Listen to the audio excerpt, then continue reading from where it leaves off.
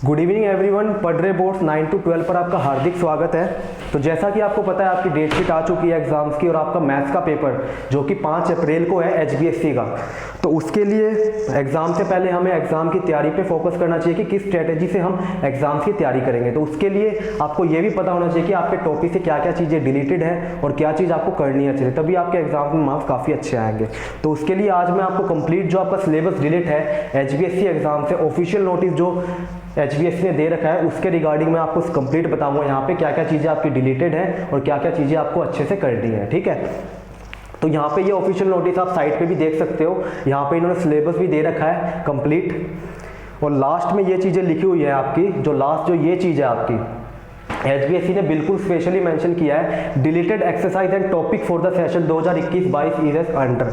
मतलब आपकी जो 7.1 7.7 पहली एक्सरसाइज ये कट है आपकी इंटीग्रेशन चैप्टर की, जहाँ पे आपको क्या करना है जो डेफिनेट इंटीग्रल के ना स्पेशल टाइप के कुछ क्वेश्चन जैसे under root A square minus X square type के जो टॉपिक हैं इंटीग्रेशन वो आपके डिलीट कर दिए गए हैं। एक्सरसाइज 9.3 आपकी डिलीट है डिफरेंशियल इक्वेशन चैप्टर की। लीनियर डिफरेंशियल इक्वेशन इस टाइप की मतलब कि दो ये आपकी 9.6 में आती है जहाँ पे आपका इंटीग्रेटिंग फैक्टर निकालते हैं हम। ठीक है, फॉर्मेशन ऑफ डिफरेंशियल इक्वेशन। ठीक है, when the general solution is given, आपको वहाँ पे जनरल सॉल्यूशन गिवन होगा आपको और आपको ये इक्वेशन बनानी है। तो इस टाइप इक्वेशन की जो सिलेबस से आपका डिलीट है, प्लस आपको मिसलेनियस एग्जांपल करने की कोई जरूरत नहीं है, आप बिल्कुल स्किप कर सकते हो। ठीक है, mean and variance of random variables ये आपका प्रोबेबिलिटी का है, जो लास्ट चैप्टर है आपका प्रोबेबिलिटी, उसमें आपको मीन एंड वेरिएंस के जो रैंडम वेरिएबल्स के क्वेश्चन है वो आपको नहीं करने, जो कि आपके 13.4 में है। कुछ लास्ट एक क्वेश्चन है, क्वेश्चन 12 से लेके 17 तक। ठीक है ना, ये क्वेश्चन आपके मीन एंड वेरिएंस के हैं प्रोबेबिलिटी चैप्टर में, ये आपको करने नहीं है यहाँ पे। तो ये तो स्पेशली मेंशन कर रखा है CBSE ने अलग बिल्कुल नीचे कि भाई ये चीजें आपकी डिलीटेड है एग्जाम से। ठीक है, अब यहाँ पे देखो, यहाँ पे आपका सिलेबस गिवन है कि आपको सिलेबस में क्या क्या चीजें करनी है।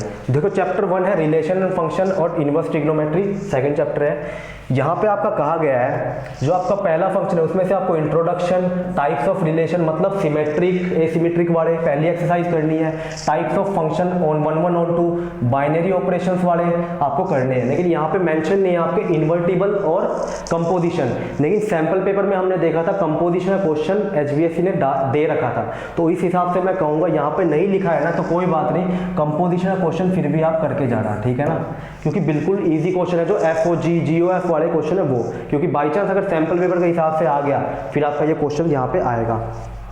ठीक है ना, और आपका ये पैटर्न में दे रखा है कि 10 क्वेश्चंस आएंगे आपके 10 मार्क्स के, तो यहाँ से बस MCQ क्वेश्चंस आएंगे आपके, तो छोटे छोटे क्वेश्चंस कर लेना यहाँ से बस। और ये जो 10 मार्क्स है जैसे पैटर्न में वहाँ पे गिवन नहीं है कि इनवर्स ट्रिग्नोमेट्री से क्वेश्चन आएगा या नहीं। काफ़ी बच्चे पूछ रहे हैं सर इनवर्स ट्रिग्नोमेट्री से क्वेश्चन आएगा या नहीं, मैं कह रहा हूँ बिल्कुल आएगा, क्योंकि इनवर्स ट्रिग्नोमेट्री फंक्शन वहाँ डायरेक्ट लिखा है रिलेशन एंड फंक्शन, तो ये भी एक फंक्शन ही है इनवर्स ट्रिग्नोमेट्री फंक्शन। तो ये टोटल मिला के 10 मार्क्स का है, तो यहाँ से भी क्वेश्चन आपके आएंगे। इसकी दो एक्सरसाइज है 2.1 और 2.2, तो यहाँ से तो क्वेश्चन पक्का आएगा। जैसे इस टाइप का आता है ना साइन इनवर्स 1/2 की वैल्यू निकालो, ये क्वेश्चन यहाँ से आएंगे, 1 से 2 क्वेश्चन पक्का। और 2.2 में प्रॉपर्टीज है, वहां से भी एक क्वेश्चन आ सकता है, जैसा कि हमने सैंपल पेपर में देखा था tangent inverse x plus tangent inverse y की प्रॉपर्टी के ऊपर क्वेश्चन बिल्कुल आ सकता है वहां पे। ठीक है, नेक्स्ट देखो आपका मैट्रिसेस है थर्ड चैप्टर, इसमें आपको introduction, types of matrix, operation on matrices, symmetric Q symmetric, ये चीजें आपको करनी है। ठीक है, तो यहाँ से जो आपका डिलीटेड टॉपिक है ना वो है यहाँ पे आपका एक तो एलिमेंट्री ऑपरेशन और आपका इन्वर्टिबल मैट्रिक्स। ठीक है, आपका इन्वर्टिबल मैट्रिक्स। ठीक है ना, इसकी एक्सरसाइज आपकी बनती है 3.4। तो ये पहले क्वेश्चन आता था इसका, लेकिन इन्होंने यहाँ पे मेंशन नहीं कर रखा है, तो 3.4 आप स्किप कर सकते हो वहाँ से। ठीक है, वहाँ से कोई क्वेश्चन नहीं आएगा। और जैसा मैंने मैट्रिक्स में बताया था यहाँ पे 12 नंबर का टॉपिक है जिसमें से 7 क्वेश्चन आएंगे आपके, तो एक 6 नंबर का क्वेश्चन आएगा आपका, प्लस आपके 1 मार्क्स के 6 क्वेश्चन आएंगे टोटल। ठीक है, नेक्स्ट यहाँ पे देखो डिटर्मिनेंट में area of triangles, cofactor, adjoint, application of determinant आपको गिवन है। ठीक है, यहाँ पे आपकी कोई भी चीज़ एक 4.2 एक्सरसाइज है वो यहाँ पे मेंशन नहीं है, जिसमें आपके क्वेश्चन किसके हैं, प्रॉपर्टीज ऑफ डिटर्मिनेंट के, प्रॉपर्टीज ऑफ डिटर्मिनेंट के, वो वाली एक्सरसाइज है। तो वो वाली स्किप करना चाहो कर दो, वरना करना मत। सैंपल पेपर में आपके 6 मार्क का क्वेश्चन आया हुआ है वहाँ से। लेकिन एक अच्छी बात यहाँ से ये है कि जो आपकी लास्ट एक्सरसाइज है 4.5 या 6 इनमें से एक है, वहाँ पे लास्ट से एक्स सॉल्यूशन ऑफ इक्वेशन का क्वेश्चन 6 मार्क्स में और में आ जाता है। तो आप इसको स्किप करना चाहो तो कर सकते हो, इसको अच्छे से कर लेना क्योंकि 6 मार्क्स का क्वेश्चन यहाँ से आना ही आना है पक्का, ठीक है। नेक्स्ट देखो कंटिन्यूटी एंड डिफरेंशियलिटी। कंटिन्यूटी डिफरेंशियलिटी में सारी चीज़ गिवन है, बस आपकी एक लास्ट जो एक्सरसाइज है मीन वैल्यू थ्योरम की, एक लास्ट एक्सरसाइज है 5.8, वो आपकी डिलीट है यहाँ से, ठीक है। तो वो आपको करने की कोई जरूरत नहीं है यहाँ से, वो आप स्किप कर सकते हो। इसी तरह चैप्टर 6 है आपका एप्लीकेशन ऑफ डेरिवेटिव। इसमें आपको introduction, increasing decreasing function, tangent and normals और मैक्सिमा और मिनिमा, ये 3 चीज़ें करनी है। इसमें आपकी जो एक्सरसाइज डिलीट है वो कौन कौन सी है, 6.1 और 6.4, ये अप्रोक्सीमेशन की है एक्सरसाइज और ये है आपकी रेट ऑफ चेंज की, मतलब कोई भी rate of change of quantities की, ठीक है। ये एक्सरसाइज आप स्किप करना चाहो तो कर सकते हो, ठीक है। नेक्स्ट देखो इंटीग्रल्स। इस चैप्टर में काफ़ी बच्चों को दिक्कत होती है, कहते हैं सर बहुत टफ लगता है। तो इसमें आपका देखा जाए ना तो बस एक एक्सरसाइज आपकी डिलीट की गई है, 7.7 जो एक्सरसाइज है वो आपकी डिलीट की गई है और कंप्लीट आपको गिवन है यहाँ पे। लेकिन इसमें अच्छी बात क्या है पता है, जो आपकी बार जो पैटर्न आएगा इंटीग्रेशन का वो आएगा 6 क्वेश्चन आएंगे आपके 6 मार्क्स के, बस 6 क्वेश्चन 6 मार्क्स के आएंगे, सारे एमसीक्यू क्वेश्चन आएंगे। तो आपको जैसे ये लेंथी क्वेश्चन है ये करने की जरूरत नहीं है, अगर आप स्किप करना चाहते हो कर सकते हो, कोई दिक्कत नहीं है। बेसिक फॉर्मूला के क्वेश्चन जरूर कर लेना।